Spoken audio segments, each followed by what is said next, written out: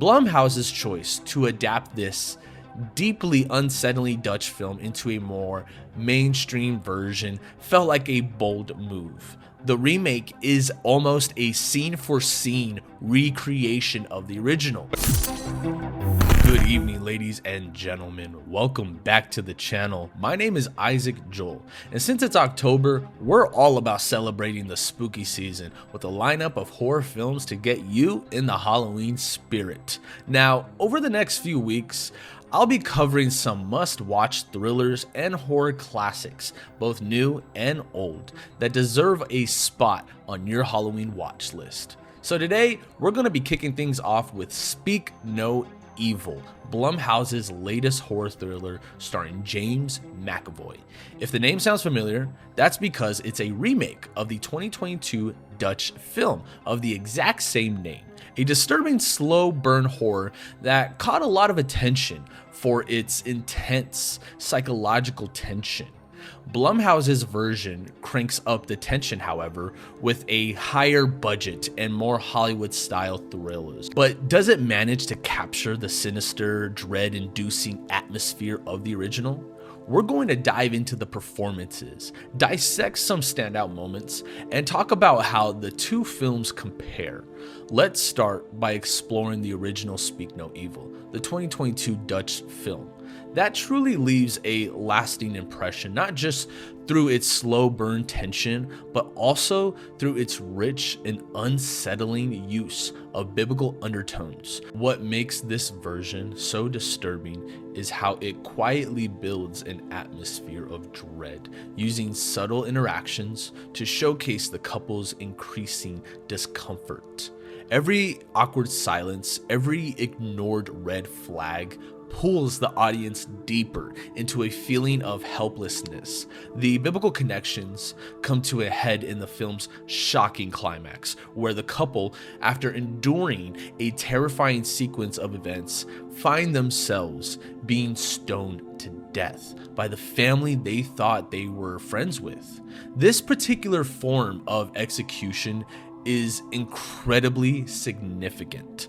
Stoning, historically and biblically, represents a communal act of punishment, one that is brutal, public, and final. In the context of this film, the stoning doesn't just shock for the sake of shock. It feels like an ancient form of judgment. It's as if the couple is being punished. Throughout the film, we see the couple repeatedly ignored their instincts. They have chances to speak up, to leave, to stop things before they spiral out of control, but they don't. Out of fear of being rude, out of a desire to avoid conflict, they allow themselves to be led down a path of destruction. In this way, the stoning at the end of the film feels like the ultimate reckoning. It's not just physical punishment, it's symbolic. They are being judged for their failure to act, for their inability to break free from these social conventions that ultimately cost them their lives.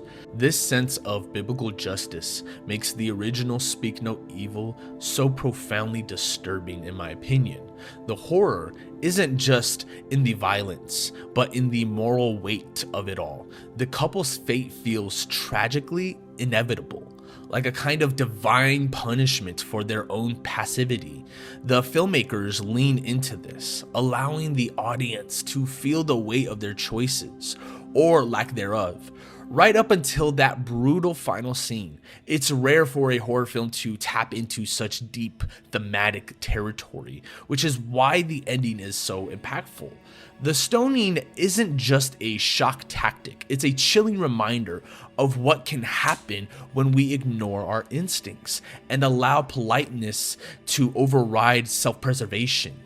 Blumhouse's decision to remake Speak No Evil, known for producing some of the most popular horror films in recent years. Blumhouse's choice to adapt this deeply unsettling Dutch film into a more mainstream version felt like a bold move. The remake is almost a scene-for-scene recreation of the original, maintaining the same setup, the same creeping tension, and many of the same disturbing moments.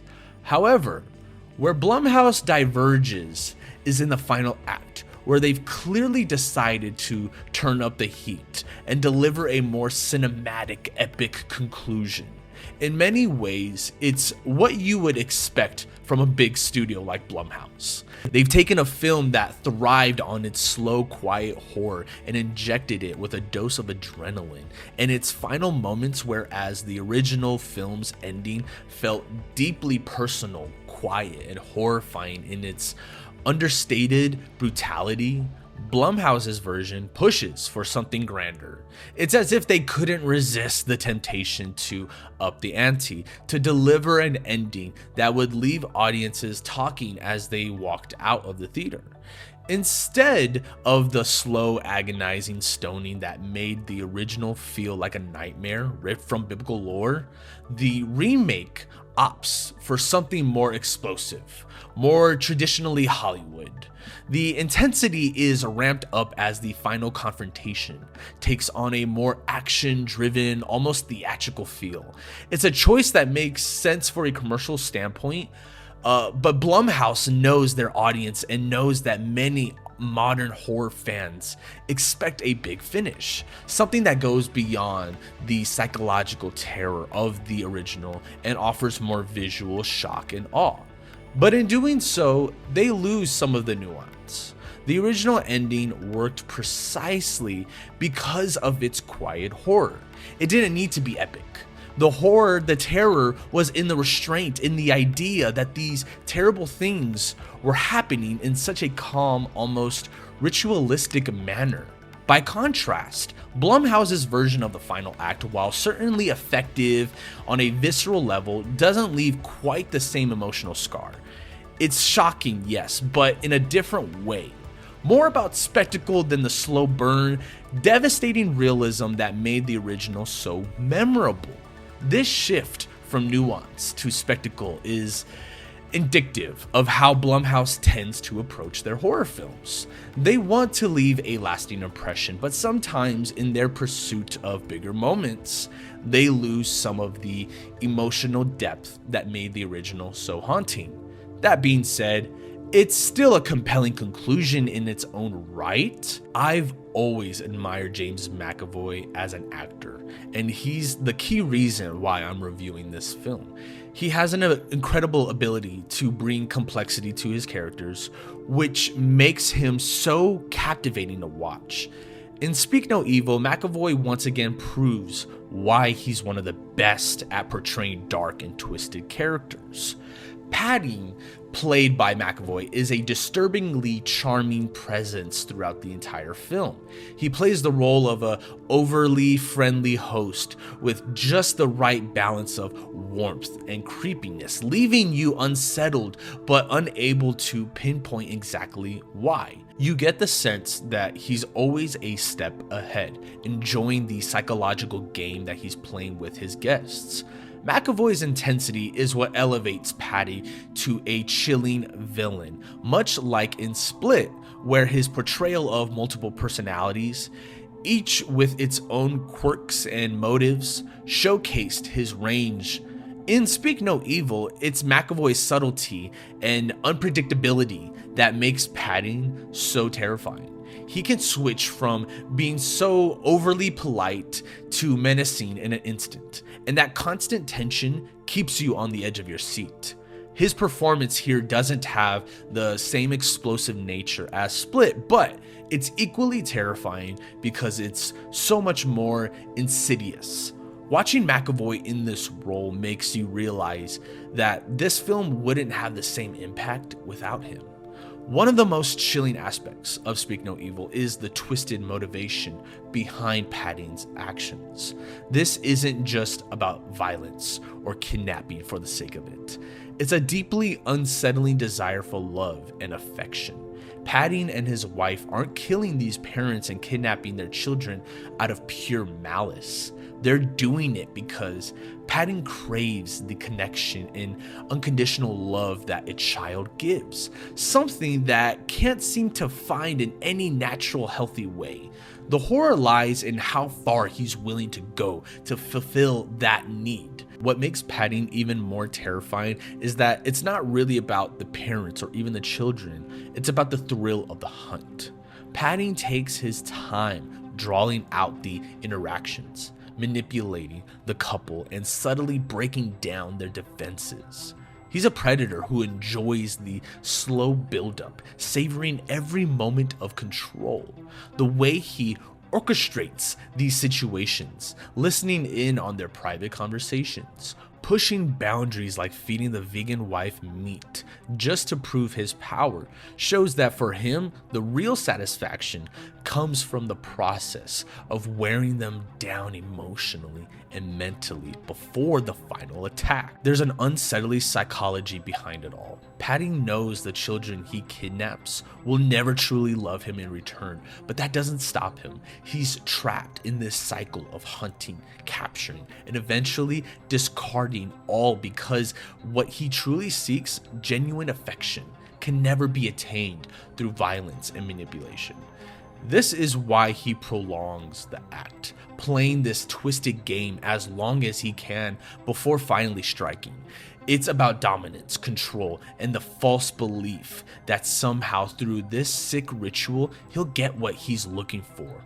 The ending of Blumhouse's Speak No Evil takes a dramatically different approach compared to the original Dutch film, amplifying the stakes in a way that aims for a more cinematic, sensational climax. In the new version, we witness a shocking turn of events where Padding has acid thrown in his face, followed by a visceral scene where his wife falls off the roof.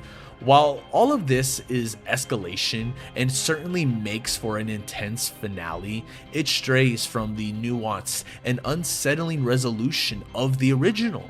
In the Dutch film, the grim fate of the main couple being stoned to death is not only shocking, but resonates deeply on a thematic level, exploring the consequences of inaction and complicity in the face of danger. It leaves the audience with a haunting sense of dread and an impactful reflection on the darker sides of human nature. The original's conclusion lingers in the mind, emphasizing the horror of their situation without the need for exaggerated theatrics. In contrast, Blumhouse's ending, while visually striking, feels more like a spectacle than a commentary on human behavior. It provides an epic payoff that may satisfy viewers looking for high-stakes drama, but in doing so, it sacrifices the weight and moral ambiguity that made the original so compelling.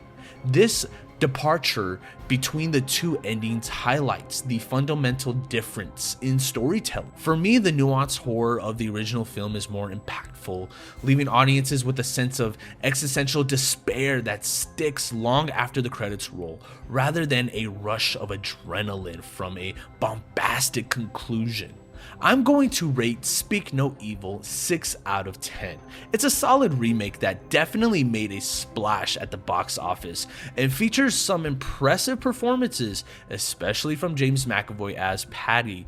He truly brings the character to life, adding depth and intensity to the story. However, while the film is entertaining and visually engaging, I still believe the original version is more effective in delivering its narrative. The subtlety and nuance of the Dutch film resonate more profoundly, leaving a lasting impact that the remake struggles to replicate. Overall, while Blumhouse's take on Speak No Evil is enjoyable, it doesn't quite reach the haunting heights of its predecessor. I'd love to hear what exactly you think about this film. Did you prefer the original Dutch version, or do you think Blumhouse's remake brought something new to the table? Let's get a conversation going in the comments below.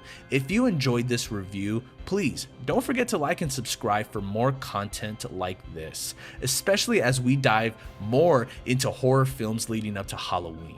Thank you so much for watching. As always, my name is Isaac Joel, and I'll catch you next time.